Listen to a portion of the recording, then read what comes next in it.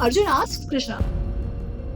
People talk about Nirgun Nirakar worship. Some people talk of Sagun Sakar, which is the right path. Krishna says both are right. Our ancestors realized that our existence depended on nature. We are not on the top of this hierarchy here. The rain has to come on time, the sun has to rise on time, the ecological cycle has to continue. Everybody is part of that cosmic order, including us. The sun in the sky, which provided heat and light, that is what the fire did for us on land. Fire became that medium that connected this loka to the world of the Devatas.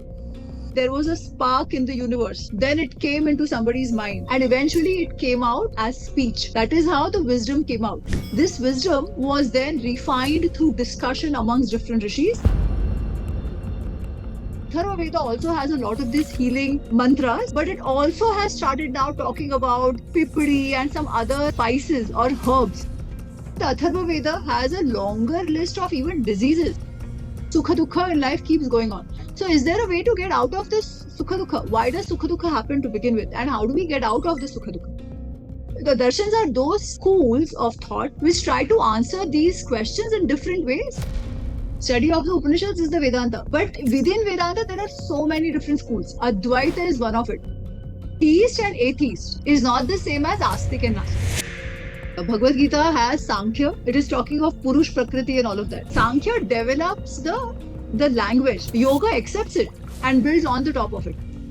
Tantra is what? Tantra deals with individual transformation and individual connection with the divine.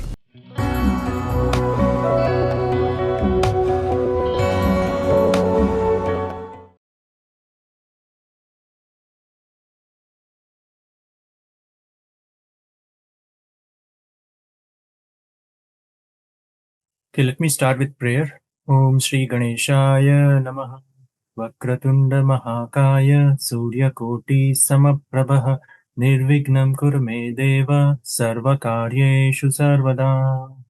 So namaste everyone and welcome. My name is Yagnesh Patel and this webinar is hosted by Hindu Parents Network, a platform dedicated to empowering diaspora Hindu families through education, resources and advocacy.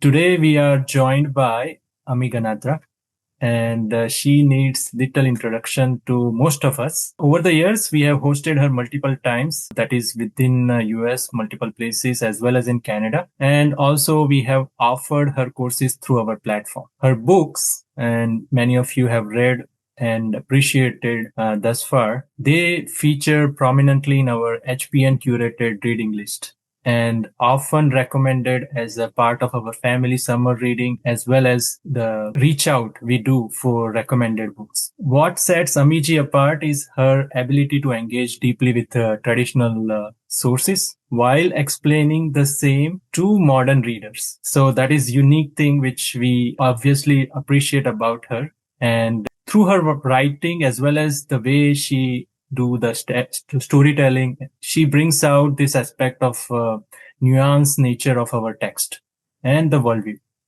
So today we are speaking with her about her new book, that is Why Are We This Way? A Guide to Hindu Shastras. Here in this book, she has offered a clear overview of Hindu knowledge tradition from Vedas and Upanishad to six darshanas and beyond, including Dharma Shastras, Itihasa, Puranas, and Agmas and Tantras. I have read the book end to end, and it is amazing book. What she has done after going through all this text overview, giving the overview, I would say helicopter view of those text. What she has done in the end is to connect this text with how they shape our everyday lives. So many of the actions, practices we follow often unconsciously reflect the philosophical views as well as some of the prescription suggested within this text. But this is almost kind of go unnoticed. She has brought out this aspect of it in her book. So if you are interested in knowing all of this in more detail beyond this conversation, we highly recommend this book to your reading list, and we will continue to do so as we have often do with our curated list of books, plus the recommended resources we have on our site. So with that, let us begin our conversation. Amiji, welcome and thank you for joining us. Thank you so much, Akhilesh bhai. Very, very happy to see you all again. And thank you so much that you read the book and you found it useful. Yes, obviously, I mean, you have done amazing job as with other previous books. So it was our pleasure. What I would say, the last conversation, before I ask question to you, the last conversation we had is about your next project. And you said, yes, I'm writing something. And I realized, okay, this might be something deep for, of course, the adult related book. But the books which came out in between two were for kids. Yeah. So, and then after this latest book, again, back to your original thing. So how this worked out? I mean, is there something plan you are following, or it just happened to be natural? It just happened. It just so happened that after the two Mahabharata and the Ramayana Unraveled series that came out, a lot of people were asking me to write something for kids. So, I mean, frankly, I didn't have anything in mind. But then when my publisher was like, "Why don't you think about something?" And there were some of these stories which I would talk to students or children when I would do interactions with them. One was the story of Avdhuta, which I absolutely loved, and of course Arjun and Devi Mahatma I was anyways doing. So I was like, why don't we convert this into short illustrated books, which can serve as a bonding stories for parents and children. So it's not as if the child reads it and it's done, but I wanted something which parents can engage with the children. So that's why Avdut and his teachers was the first book that came out. And while it was coming out, I was enjoying doing the scripting for the children's book. So then my friend Arjun came out, and then my sister Devi came out because I really wanted something for also young girls. Of course, all books are for everybody, but I also wanted to bring out that aspect of Devi, and the swag of Devi is just absolutely wonderful. And in fact, another one on the children's series is going to also come out. This book, Okay. Why Are We This Pretty? I'll let you know once it's out. It's almost in the final stages now. So that Okay, one. perfect. The Avduta book as well. I mean, that was also appreciated by kids. All right. I'm so happy to know that. Thank you. Sure. Yes, absolutely. So let's start with this book. Why are we this way? And the first question, obviously, is that what is the primary aim of this book? Are you trying to encourage people to read the original text, or you are just trying to build the curiosity? I want to give the bare minimum, which I feel that all Hindus need to know about what is the lay of the land of the scriptures that we have. And this goes back to my own struggle when I started studying the texts. When I was trying to understand, okay, what is the Hindu darshan all about? How do I understand? Because we don't have one book. We, of course, talk about the Gita, but that's only one of the books. People will say, oh, Vedas, the foundational texts are the Vedas. Then we say, but we have the Dharma Shastras. So I was like, when I started, and this is like 13 years ago, 12, 13 years ago, I was like, first I need to put this down somewhere so that I know, bhai, hai kya? What is that we have? What is that breadth of scriptures we have? So my first blog, when I started blogging in 2013, is 101 on Hindu scriptures. But then I knew my path. I knew what was interesting. Was what was interesting to me, which was the itihas aspect. I started with that and the Yoga Sutras and stuff. But then last year, when I was at Kumbh, one lady, I was doing a session and she told me, she said, Amiji, this is so much. This is कोई वेद की बात करता है, कोई उपनिषद की बात करता है, कोई धर्मशास्त्र बोलता है, somebody talks about Purans. What is all this? I don't even know where to start. Even if I want to start somewhere, I don't know where to start. Why don't you write about it? So it was a nudge to go back to, the Ami who started studying so many years ago. So I said, chalo, kuch karte hain. So the idea here is to lay it out, just give an introduction, as you very beautifully put it, a helicopter view of all the Shastras, understand what is the purpose of these texts, give a feel of what they have, so that when a reader wants to just know the basics, they have an idea of what the basics are. If some reader wants to go deeper, they know where to pick and what to pick, or at least what to expect in the topic that they are picking up. So that was the idea. Basically, give the basic information and make them curious to go deeper. Yeah, I mean, if that is a purpose, I can clearly confirm after reading the book, it is fully served. Your book start with the Veda, and we all know that the Veda, especially Rig Veda, Rig Veda is considered as the oldest text, right? And I go back to one of the conversation we have in our beautiful tree classes we host for youth. We were collecting the feedback from parents saying that how we are doing in our classes. And one of the mother curiously said, you know what? Okay, you are teaching all this is fine, but can you teach Veda to my girls? I mean, this is, I think, 3-4 years back.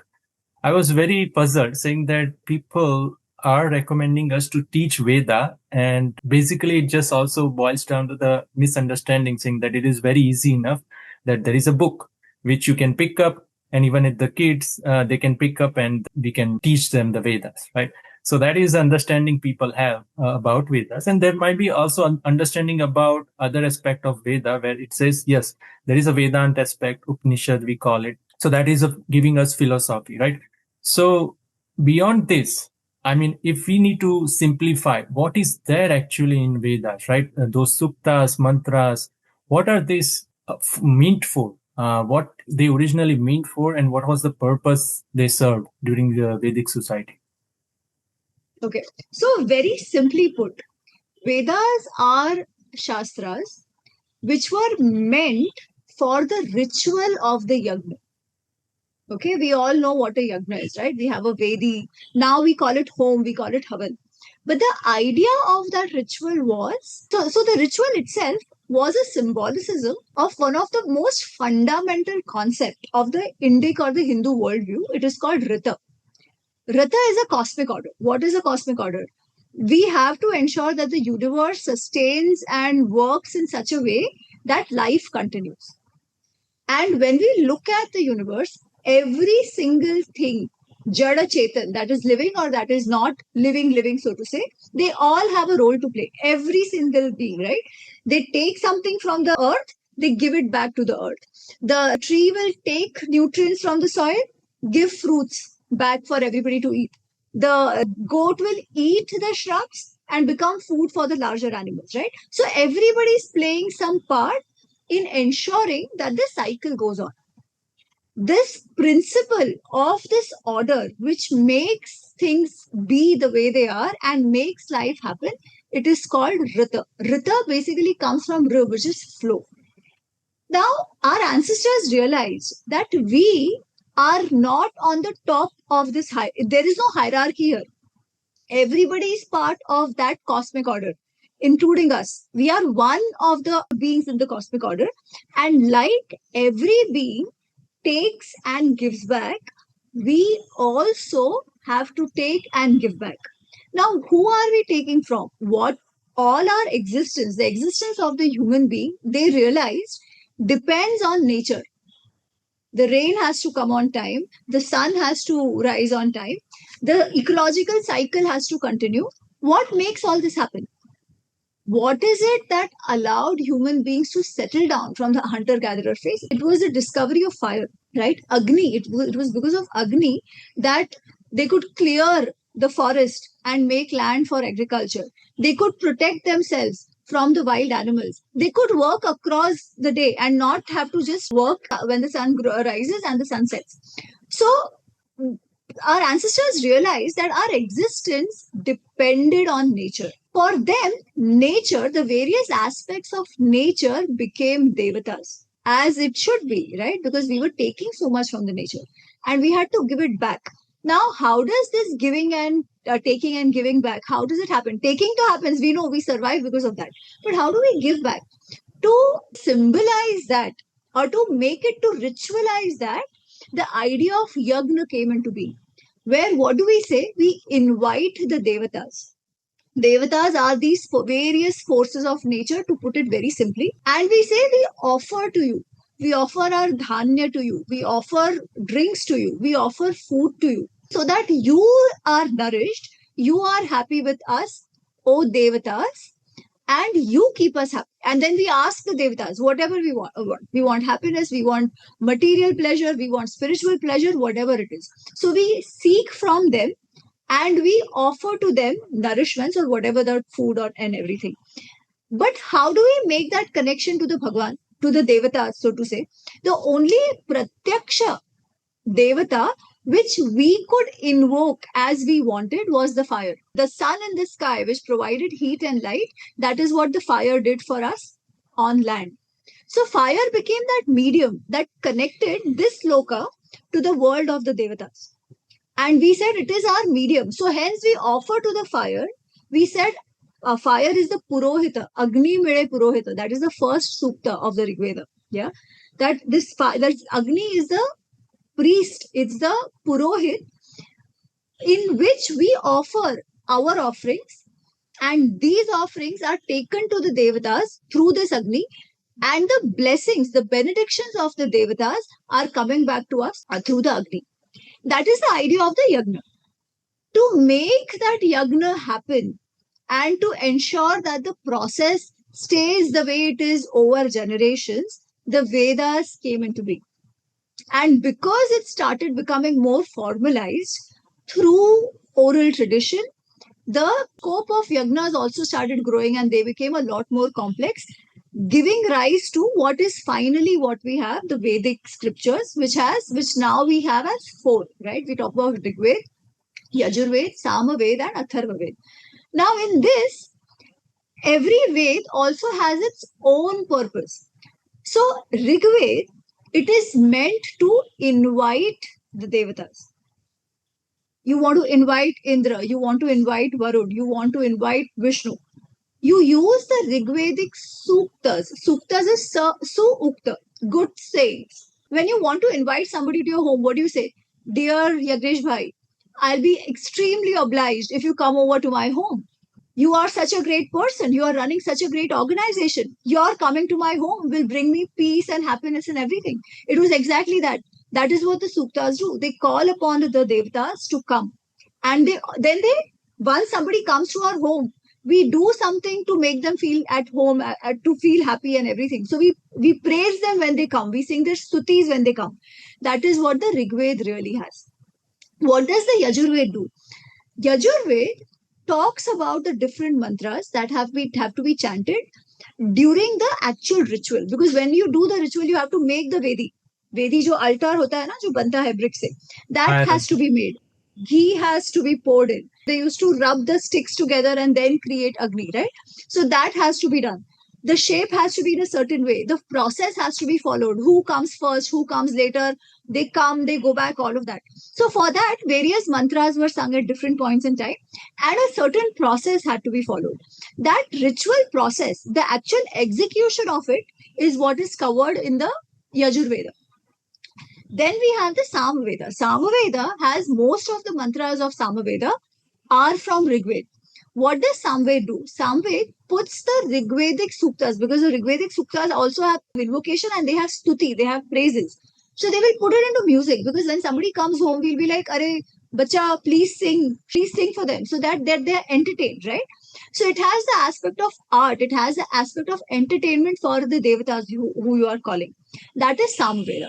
So typically for this ritual, you had these three Vedas tell you what the process is. Atharva Veda has some aspect of the process, but Atharva Veda deals with many other things as well. Hence, it is usually classified separately. But this is what the Vedas have. So, the first part, every Ved has typically two parts, broadly two categories. One is the Karma Kanda, and then you have the Jnana Kanda. The Karma Kanda is exactly what I told you, or rather, very simply, what I told you, it deals with the Yagna rituals. But the Jnana Kanda, see what happens is, once our material needs are fulfilled, once we are happy, roti, kapda, makan, sab hai, then we start thinking more. We start thinking, okay, the nature is giving us what we want. The rain falls on time, Indra Dev is taking care of that. The Rita works, Varun Dev is taking care of that. All that is taken care of. But what is it, or who is it that is ensuring that all these devatas do their work well? There has to be somebody above that, right? How did this creation come into being to begin with? Ye sab hua kaise? Even today we ask those questions. These were exactly the questions that they were asking. Then they were like, okay, so if there is somebody out there, that one has to be Bhagwan for everyone, which means it is Bhagwan for us, it is Bhagwan for the mountain, it is Bhagwan for the elephants, ants, everyone. Then it cannot have one shape. Then what was it? So it was some Nirgun Nirakar, the Brahman, which is beyond all of this, which is even beyond time, and because it has to exist before existence came into being, right? So all these questions were asked, and what is my relation with that tattva? How does it connect me with all the other beings? All these questions, all these whys came into being. The more mental, spiritual explorations. That was what was then compiled into the Vedanta, Veda Anta. Okay, it doesn't necessarily have to be in the end, but what it means is it deals with the para, not the material, getting beyond the material knowledge, to think about some of these cosmological, some of these spiritual concepts, which came to be known as Vedanta. And in the Vedanta, we have the Upanishads. So Aranyak and Upanishads is what made part of Jnana Kand of the Vedas. So if you see, I think Vedas are one of those texts which are very material. So if you see some of the suktas, like if we take the Sri Rudram from the Yajurved, right? It asks for everything. Like our Sanskriti has never been about poverty. Our Sanskriti has never said garib raho. It has never said sab kuch chhod do. Nahin, it has asked. It says be prosperous, be wealthy, get all the physical comforts that you can. So in Sri Rudram, there are like 150 things that the Rishi asks for, and all material nice things that they want, right? But along with that, later on they say in the Ishavasya, you say Ishavasya vidam sarvam. Everything is a manifestation of that Bhagwan. Tena tyaktena bhunjita. Give it up, get detached, and then you enjoy all of this, right? So you're getting beyond that. The spiritual and the material are beautifully juxtaposed with each other. And we are very comfortable with that idea कि material भी करना है, but वहां पे अटकना नहीं है. We have to transcend that and get beyond that. So that's the whole idea of the Vedas in general. No, I think it's comprehensive answer for all Vedas. So if I have to summarize it, it started with the curiosity, saying that what is this nature? How do we, get what out we need from nature, right? And then it just boils down to rituals, right? Complex rituals eventually, using the yajnas and using that to interact with the natural forces, devtas, right? Indra, Varuna, etc. And then it become after a while that material, because many of these rituals are for material purposes, right? Once that purpose is served, right, you start thinking, what is this existence? Where am I coming from, right? Where we are going, right? How this came to be, everything. So that it gives a trigger to the Upanishad and Vedanta and the broader understanding of a thing, right? It just and then it both together just combine as a Veda, saying that there is a ritual part of it, then there is a Gyan part of it, right? Karma Kanda, Gyan Kanda. So these two are there, and it's just comprehensive. It's just go hand in hand. It's just not just one way that material need do this ritual, okay, or spiritual need just do this Vedant and Upanishad, but it just have a hand in hand, both of them included in the Vedas. And I must add there, so again, it's not as if the spiritual inquiry started with an Upanishad and there is a clear-cut definition of it. Yes, there are clear-cut paths which are called Upanishads, but the inquiry itself, you see in the Rigved itself. You have suttas in the Rigved which are asking questions about, oh, how did this creation come into being? How is it that the sun is out there standing by its own in the sky? Why is it not falling down? Is there a God at all? The Nasadiya Sukta talks about, is there a God at all? Because if there is God, he has to come in before all creation. Could be, couldn't be. So this inquiry has begun in the Sukta. So if you see that in the Karma Kanda part itself, so it's not even as if there's like, okay, this is the line, all material here and philosophical here. Aisa bhi nahi hai. You see that happen across the book. Intertwined, right? So yeah, so you mentioned the suktas quite often, and some of the well-known ones are Purusha, Sri Rudram, Sri Sukta, right? They are part of Vedas. And that's where the next question is saying that, okay, something yajnas we were doing, right? And then it was very much popular at that point. But today it is there, but it's not that popular as it used to be. So now what we are taking from Vedas in everyday life, right? Sukta is one of the things, might be some other rituals where we are using Vedic mantras and stuff.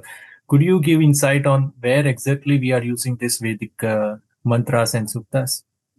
So actually, a lot of places, I would say we are not doing those kinds of detailed yagnas now. We still have it when we do graha pravesh and all of that, right? Some of those yagnas we continue to do. They are more coming from the smriti, though not necessarily from the Veds, from the Shruti itself, but from the smritis. But those yagnas are happening during some major occasions. However, you see the way even the ritual gets transformed while holding the essence of it. We do arti, and in the aarti, see, I mean, every culture will put some diya or a candle or something like that. But what do? We do the aarti and we do it like this. We are taking something from the aarti. What are we taking? We are taking the blessings of the Bhagwan from the aarti. So even today, while not necessarily as a yagna, the Agni continues to be that medium between us and the Bhagwan, where we are praying to that Agni in the Aarti, using the Aarti Agni, and taking the blessings from the Bhagwan. So the ritual itself gets different form and shape while the idea stays the same. But to your question, which are the other suktas? So if you consider the whole sukta, then yes, Purush Sukta is still chanted. However, a lot of mantras we continue to chant till date. People do Sandhya, right? And people do Gayatri Japa. So the Gayatri mantra, it comes from Rigved, book 3 of Rigved. It is the rishi of that is Vishwamitra. The Mahamrityunjay mantra, that comes from the Rigved. It is attributed to Vashishta Rishi. Om Trambakam Yajamahe. The Sri Rudram, of course, it comes from the Yajurved. The whole Namakam Chamakam, it comes from the Yajurved. The Nyasam for it also comes from the Yajurved. Then we have something called as, a lot of times we say Tanme Mana Shiva Sankalpamastu. Today that is used for worshipping Shiva. But the Shiva in the Shiva Sankalpamastu, which comes from the Yajurved, it actually means auspicious. So it's for the mind. It says, let my mind always have auspicious thoughts. So the whole thing that we chant even today, even this thing like Gananam Tvam Ganapati Gum Havamahe. So this shloka, this prayer that is chanted for Ganapati ji today, that also comes from the Vedas. All the Shanti mantras that we chant, all of them, they come from the Vedas. Every single one of them. Most of them are from the Rigved. So you name it.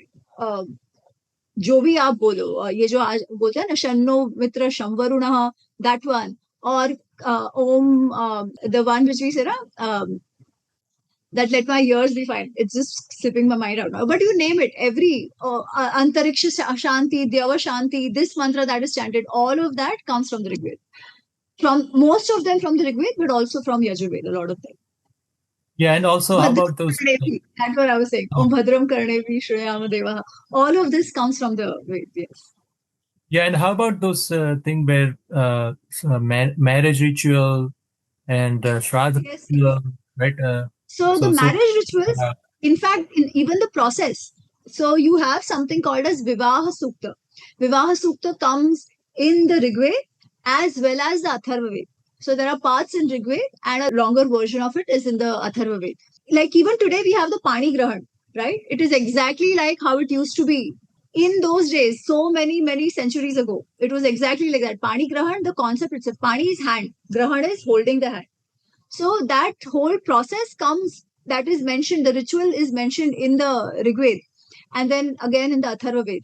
Some of the mantras that are chanted, the Saptapadi, the Feras that we do, all those things are as our ancestors did it in the Vedic times. It is still the same. So it's beautiful. Even the Antyeshti rituals. The Antyeshti, when somebody dies and the cremation happens, right? A lot of suktas that are chanted during that time, or rather a lot of mantras that are chanted during that time, even today, come directly from the Rigveda. There is a whole Antyeshti sukta which comes from that. So yes, we have a very strong connection even today with a lot of these Vedic practices and of course the mantras and chants. Some of them have changed in the sense that the Gananam Ganapati, that mantra was chanted for Brahaspati or Brahmanaspati. Today we chanted more for Ganapati. So those changes have happened. The Shiva Sankalpa Sukta was basically getting the mind prepared for the ritual. Now we chanted for Shivji. So those kinds of changes have definitely happened. But the mantras are still the same. Absolutely. I mean, it's amazing, right? The same mantra being chanted for thousands of years. And some say just energy of mantra keep on increasing and you are getting benefited because now it is continuous process of creation of more and more energized mantra chanting. So you mentioned about mental discipline, right? I mean, nature of mind and stuff, which is being used, and some of the mantras are dedicated for that. So that is also part of Veda, where they started also kind of researching or commenting on nature of mind itself, right? Saying that what is a mental discipline. Perhaps their intention was to just, keep the mind aside while they are doing ritual, right? And keeping the mind focused kind of a thing. But for us these days, right, how can this be the insight which is there in Vedas, right, for nature of mind, plus the mantras which were used to, kind of calm down the mind or focus the mind, right? How do they help us today? So there are these two, three very beautiful mantras in the Vedic Samhitas. Of course, a lot of elaboration and a lot of detailed work you see on the mind in the Yog Darshan going forward. Yeah. So that is where it becomes even more detailed. But here you already see the seeds of it. So there is this Manas Sukta in Rigved, which talks about this mind of mind. No, it goes anywhere and everywhere. This mind is such which is not restricted by distance. It is not restricted by anything. It is one which can go to the farthest of the places. It is the one which can go to the highest of the places. And the mantra, Rishi says, "Oh my mind, who is not restricted by anything," and it will say, "The one which is going beyond the heavens, the one which is going beyond the skies, the one which is going to the depth of the sea, all of that, come back, avartayamase." Now come back and live in this moment. Come back and be in this moment, because the mind is always traveling, working, right? The mind is never stable. It's always doing something, some action, or rather, it's always some thought, some or the other thought is always in the mind. The mind is always thinking. Now, this Manha Sukta talks about how chanchal the mind is, but also the pure potential of the mind, that it can go where you can't physically go. But it requests the mind to come back into this moment, because only then the work will also happen. The same, if you see, when the Shiva Sankalpa Sukta that I was talking about, in that also it talks about what the mind can do. And it says, without the mind, yasman na rite kaschin karma kriyate. Without the mind, you cannot do anything. That mind of mine, tanme mana Shiva Sankalpamastu. Let that mind of mine always have auspicious thoughts, because whatever thoughts I have, so I will act. It says, we talk of all these Rik, Sam, Yajurved, Samved, Yajurved. Everything is in the mind only. Yasmin Rik Sam Yajunshi, Yasmin Pratishtitha Ratnabheva Vara. Sam Rik Yajunshi, all of that is basically coming from the mind. Because the mind became a nimitta when the rishis were in the state of meditation, in the state of dhyan. It is through that mind. The first spark happened here, and then it came. The whole speech, it has come first through the mind. In fact, there is this sukta where it talks about how the Gnan itself, it's called Gnana Sukta, how Gnan came into being. It said at some point there was a spark in the universe. Then it came into somebody's mind. Then there was an idea, an imagination that happened. And eventually it came out as a word, as speech. That is how the wisdom came out. This wisdom was then refined through discussion amongst different rishis. And then we have the final product of the wisdom. That this is the right thing to do, this is not the right thing to do, vagere, vagere. Then they say all this. Okay, this is how the Gnan happened. Then they say, but how is it that only some people became the conduit for that Gnan, right? Even today, see, we all come with the different skills. There are so many things which might strike a scientist, which I may not understand. My cousin is a mathematician. I just won't understand what he's talking about. Some things which I know, I do better, somebody else may not. So the rishis are asking, how is it that only some people became the conduit for that knowledge? And then it says, yeah, because that depends on the grasping power of your mind. Now, see the kind of discussions that are happening even at that time. That how do we learn? How does this processing itself happen? So that understanding that, okay, how is it? What is it that we have which is different from everybody else? That is allowing us to achieve the progress that we are achieving. And it is this mind. It was very well understood. And hence, in the Yoga Darshan, then, the focus on that control of the mind becomes even stronger, Although there, the purpose is a little different. The purpose is to realize the truth. Like today, we talk of controlling the mind to deal with anxiety, to deal with stress, for peace, and all of that, right? They are not talking in those terms, but they are saying the mind needs to be at peace so that you can see the reality for what it is. For the reality that they are talking about is that spiritual reality, the ultimate reality. But then, if we can see that coming to the objective practical world also, we can see the reality for what it is, right? So later on, more practices of meditation and all that started developing through yoga. The hatha yoga came into being and all of that happened, and people actually understood how to control the mind, but the thought is already seen in the Vedas. Yeah, so I think it's beautiful that nature of mind, which is, or the self-help aspect, there are so many books out there since, just last 50, 70 years, so many as if this is kind of a new discovery, right? Versus what you are describing in Veda, there were seed clearly laid out, and then Patanjali Yoga Sutra, it's very much detailed aspect of it, saying that what is it, and then of course the purpose was Patanjali Veda Sutra. It just Yoga Sutra, it is just spiritual nature of a thing, attaining higher state. But then here, it's same thing can be applied. That calm mind can be based for both spiritual and material aspect of it, right? Actually, he So says, Patanjali says in the Yoga Sutra that when you achieve that state of meditation, that dhyana dharana, he says, Ritambhara tatra pragna. You develop intelligence. What kind of intelligence? He's talking about the intuitive Ritambhara pragna, but the intelligence develops anyway. So when there is intelligence, obviously you'll be able to do what you do even better, even in the practical world, the right. Laukika world, if I should say. Yeah, if time permits, we can also visit the understanding they have about human body, right? Beyond just physical nature of it. You have also explained that in your book, but I think it requires more time. So let's move on and just also address the aspect of Veda where there are two extremes, where some people say, Veda has everything. There is astronomy, medicine, and natural science, mathematics, everything is there, right? And then there is also side where it says that okay, this is myth, right? Or it's just like not clear enough to get any insight and stuff. Was there any, when you analyze this text, especially with, do you see that these subjects were studied as a independent discipline, right, on its own during that time, or they were just developed gradually because they had a need, saying that there has to be a specific measurement of fire altar, or there is a specific measurement for architect they are developing, right? So those kind of need made them to develop this subject, right? You all clearly mention in your book that there are very clear indication that there are numbers like 1 billion, 1 trillion already there in Veda, right? So it's not that they are not aware of high math, which can be, go beyond just a simple 1 digit, 2 digit number. They're talking about the big number right there. But how these subjects are covered in Vedas? So if you see, right, like it happens now, there is an idea, there is some initial work done, and then somebody will pick it up and go deeper. So, for example, if we talk about health, now obviously, even in the Vedic times, people who were the rishis at that time, they dealt with physical issues, they dealt with diseases, right?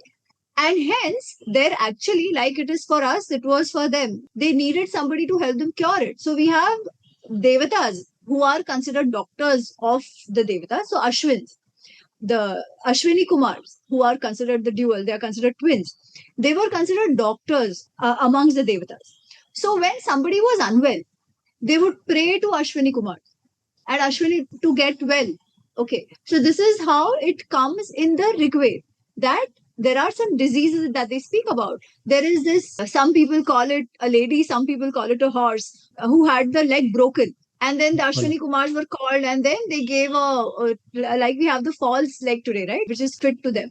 So, Vaisa they have done to that horse or to the lady, depending on which translation you take, they will tell you different things. But, anyways, but that whole idea that there can be this prosthetic limb that we are talking about right now is there in the Veda. Okay. But does it say how it was done? No. What it says is Ashwini Kumar did it. Okay. It will say there was this lady who was struck with a lot of disease. She prayed to Ashwini Kumar, did the yagna and all of that, and she got the benefits of it. So they give it like that. Okay. But if you go to the Ayurveda, then, so similarly, we have the story of Chavan Rishi, who had become very sick and very old, and then praying to certain deities, certain devatas, his youth came back. Now, Chavan reminds us of Chavanprash, right? That is where it comes from. So now in the Ayurveda, it is explained in a lot more detail. It goes into how to make some of these medicines, what kind of herbs to use, what kind of spices to use that will allow or that will become medicinal for different kinds of diseases. So there is a seed in the Rigveda for sure. That seed is a little more elaborated in the Atharva Veda. So Atharva Veda also has a lot of these healing mantras, but it also has started now talking about pipidi and some other spices or herbs which are going to help with certain diseases. In fact, the Atharva Veda has a longer list of even diseases, like a bone is broken, some urinary infections, some other intestinal infections. It talks about all those things as well. And but then it doesn't get into the depth of how exactly it is cured. It will name a few herbs for that. But Ayurveda takes it deeper. Similarly, you were talking about making the Vedi and the geometry and the mathematics for it, right? So, of course, when they needed to do the ritual, there is a clear instruction given as to what the shape has to be, how big it has to be, whether it has to be a circle, whether it has to be a triangle or whatever, a rectangle or whatever. Now, how do you measure it? How do you quickly get into that shape? You will have to do some measurements for it, which was done through a sutra, through a thread. Okay, that is how it was. And then it started getting documented. So while you don't directly have it in the Veda, you have that in what is called the Vedanga of the Kalpa Sutra. It is called Kalpa. So Kalpa has something called as Shulba Sutra, which talks about the geometry of making altars. Okay, the geometry of, say, making a circle. So now, if you want to make a circle, you need to know what is that radians to circumference ratio. How did they measure it? They measured it through a dhaga, through a thread. Okay, and that is why people say that, oh, we know the Pythagoras theorem was already there in the Bodhayan Sutra. It is there because they needed it to calculate the diagonal when they were making the Vedi. They needed to find out. So we say square root of 2. They needed to do it to find that the diameter and radius and whatever. So because of that, they had done all these calculations. The purpose was the purpose was the ritual, but then the science around it gets expanded and elaborated, which you see in the sutras. Similarly, you will see that they had very good understanding of astronomy, the nakshatras. Again, why was it? Because the ritual had to be done at a certain murat, at a certain time, under a certain nakshatra. To study that, they had to ensure the ritual happened at a certain time. They needed to have a panchanga. आज भी जो पंचांग हमारा होता है ना, we have that calendar in most of our homes. That panchanga was made at that time, observing the sun, the moon, the stars, and the sky. Like that, they developed this whole knowledge of the astronomy, which was then put together under what is called Jyotish. So Jyotish was actually, unlike today, which is considered predictive science, it had some parts of it, but not as we understand it today. It was more astronomy than it was astrology at that point in time. And it had a lot of mathematics because a lot of calculations had to be done. So Jyotish is called the Mani, the Ratna among Gadit. That is how it was considered. But what was the idea? The idea was the ritual, so to say. So you see, in that also, you have Vedanga and you have Upaveda, which are related to the Vedas. Or rather, the Vedangas got developed to ensure that the Vedas are transmitted from one generation to another without any error. And the rituals are also transmitted from one generation to other without any error. For that, the Vedangas were created. And the Upavedas are everything that you need to live life, like Ayurveda, like Vastu, Sthapatya Veda, architecture. How do you build spaces? How do you build buildings? Like Dhanurveda, people started living in societies. Clearly, there were societies and there were communities fighting with each other. You needed a Raja to govern you. You needed science to help you protect yourself. That was Dhanurveda. So, like that, the whole Upaveda category comes into being. So that is how, like, dire, dire, dire, you see the Shastras expand as the need of the society expanded and enhanced. Yeah, so from your description, it looks like there is no systematic kind of learning within the Veda, but they knew it, and they might be, just documented later in different texts, right? For example, Lilavati came later, right? So those kind of things is specifically to math, but in Veda, you can have a clear understanding that they are talking about math, astronomy in different contexts, and they knew how to use this thing for their Absolutely. purpose, what they are doing. Yeah, so So that I also I think. want to say, when I say later, right? So some of this it may not have been कि अच्छा clear chronology है. पहले सारे वेद आ गए, then Ayurveda आया, ऐसा नहीं है. They must be happening, parallelly. Because clearly they were living, no, it was a living civilization, so they needed medicine. The purpose of Ved was more rituals, and hence they talk about Ashwini Kumars and all of that. But clearly the Ayurvedic discipline was also being, I think it was being developed in parallel, so to say, not necessarily as a chronological order. So that also needs to be just kept in mind. Absolutely. Yeah, and I think in some of the texts you get this insight saying that Patanjali Yoga Sutra, they said, okay, Patanjali started the yoga. But what he was saying is that, I'm just compiling the practice of my time and documenting. It doesn't mean that I am just generating this yoga, I'm writing this, I'm inventor of this yoga. Nothing like that. I'm just compiling things. So it's just like it was there, but texts happened to return at later date, right? So we don't know where it exactly started. Absolutely. Absolutely. Yeah, so and that comes down to this technique they used to, transfer this or transmit this knowledge, preserve this knowledge from generation to generation, right? There is a great deal of curiosity regarding oral tradition, right? They said that before Veda came to written order, they used to have only just oral transmission, right? What is the truth here? Was there just oral transmission, or what are the, For the longest time, it was only oral transmission. For the longest time. In fact, even after writing came into being, writing was considered inferior. It was still preferred through that Guru Shishya Parampara that all of it needs to be kanthastha. And people did it, and they do it even now. Not that many, but there are still Veda parties who do full kanthastikaran. In fact, if you, I'm sure all of you had seen that news of this young boy with Devrat, right? Yeah. He chanted the entire Yajurved in that Dandaka technique, it is said, the whole of it. And it is only the third time in the last 150 years. So it's sad that now we don't have that many, but because now it's written, so it's become easier and a lot of people can read it and chant it and all of that. But previously in writing, even after writing came, as I said, it was considered inferior, and most people were only learning orally and transmitting orally. And because of that, now see, it's oral transmission, right? So the need to ensure that no error creeps in becomes even more important. So they had developed techniques to do the kanthastikaran in such a way that even if somebody made an error, you would just know. So one is those techniques. The other is there was suktas were written in a certain meter, or what we call chandas. For that chandas, you had to follow a certain technique, a certain rhythm to arrange the letters as well within the sukta. So there was a rhythm for it. If there is a mistake done, say somebody is adding something to it, they cannot do it properly unless and until they're experts in chandas.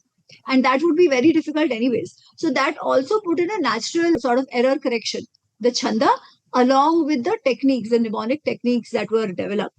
So that is how the Vedas have been preserved. And I have a small chapter on it. It's a fascinating chapter.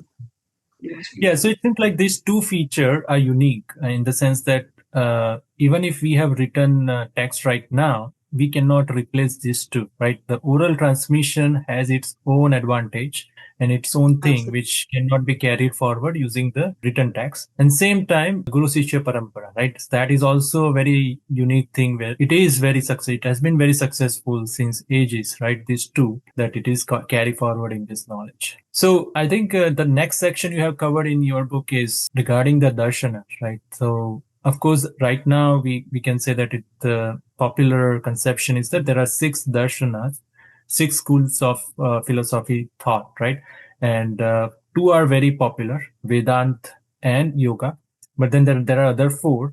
Vaisheshika, Samkhya. Samkhya is, I think, also relatively popular considering the Purusha and Prakriti concept. And then there is also Mimamsa and Vaisheshika, right? So these four are not that popular compared to Vedanta and Yoga. But however, it is said that there are more school of thought, as if like we don't know count. Is that true? So when you say six schools, these six are what have survived because they were most effective, and they are what we call astic darshans. There are nastic darshans also. Okay. Now, what are astic darshans? First of all, what are darshans to begin with? Okay. Darshan, the word comes from darsha, to see. See what is the question. So, see the ultimate reality of being. The whole idea is, how do you understand creation? What is that ultimate reality? And how do you achieve that final moksha, if I may? In one or the other way, all the darshans deal with, okay, so some or the other way they talk about this question. The other is, people observe that there is always dukha in life. Sukha dukha in life keeps going on. So is there a way to get out of this sukha dukha? Why does sukha dukha happen to begin with, and how do we get out of the sukha dukha, which is what we call moksha? That is there an eventual exit out of this dukha? Nobody wants exit from sukha, but the dukha, right? So the darshans are those schools of thoughts, if I may, which try to answer these questions in different ways, and different questions take priority. In that, when say a school says this is the truth, or this is, every school has certain statements or assertions it makes, right? How do we know whether that assertion is true or some other school's assertion is true? So you need to have a base, or rather a praman, as we say, which says, okay, if it proves this truth, then it is right. Or if it agrees with this base, then it is right. What is that base? That base for us is the Vedas. Okay, for the Astik Darshan. So when is a darshan called Astik Darshan? When it agrees that yes, I will prove my assertions on the Vedic concepts. If it is not aligned with the Vedic concept, then that assertion is not true. That is the idea, essentially. That six, the schools that you spoke about, are Astic. In the sense, they all will prove their assertions based on the Vedas. But you have what are also Nastic darshans, which do not believe that Vedas are the ultimate authority of knowledge. What are those darshans? The Bauddha darshan, the Buddhism, what we call now. The Bauddha darshan will say, no, the work of Buddha, Gautam Buddha, that for us is the ultimate Praman. Jaina darshan, Jainism, as we call it now. They will say, for us, the ultimate authority is is what we call the Tirthankars. Whatever the Tirthankars told us, that for us is the ultimate reality. Then we have Charvak Ajivikas. What are these? They say we believe only in Pratyaksha Praman. Pratyaksha Praman is what I see is true. You have Pratyaksha even in other darshanas. Okay? But there, the Shabda Praman also becomes important. What you can't see, but if the Vedas tell you, then yes, you can believe it. That is the difference. So you have Astik, majorly these six schools, and you have Nastik, which are many others. The prominent ones being Charvak, Bauddha, Jain, Ajivika. These are some of the prominent ones there. But the idea is same. How do you try to understand this reality? How do you understand the ultimate reality? Different approaches and different tools for that. Right. So is that beyond these known names, right? There is also a possibility of having other schools of thought which are Yes, not known. absolutely.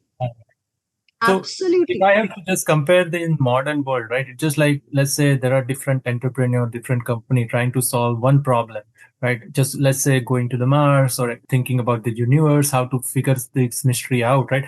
Same way, this school of thought, we're going in the different direction, trying to figure things out, saying that our own way, just let's figure things out, how this existence is, right? How do we live better, go above sukha dukha and beyond the physical reality? What is there? How we can transcend the physical reality? So all of those have the similar objective, but the path they choose, just like companies do different product, different ways to achieve certain things, they try to achieve the similar thing here, and that came out with a different school of thoughts. And out of that, few have a names which we know right now, but there are many of them we don't know. It's just that ecosystem created our ecosystem had this system where it created so many schools of thought, and then eventually we just see few of them which is kind of survived, and right now we just mostly deal with yoga and Vedanta, because those two are very quite popular, right? So even in Vedanta, people tend to think of Vedanta only as Advaita.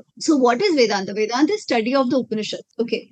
Study of the Upanishads is the Vedanta. But there is just, within Vedanta, there are so many different schools. Advaita is one of it. What is Advaita? Which is basically saying, Aham Brahmasmi. All of us is somehow, all of us are basically manifestation of that Brahma Tattva. But that is only one view. You have something called as Dvaita. Dvaita very clearly says that I and the God are not the same, they're different. Not very different from what the Abrahamic theology is. Abrahamic theology has many other things. Okay, so I'm not saying they're the same. I'm not saying Dvaita and Abrahamic philosophies are the same. But the idea of God, that I am different and God is different, that duality that we also have. That is the Dvaita school, the Madhvas. You have this whole a lot of practicing Brahmins, Madhvas. They're very Dvaita school.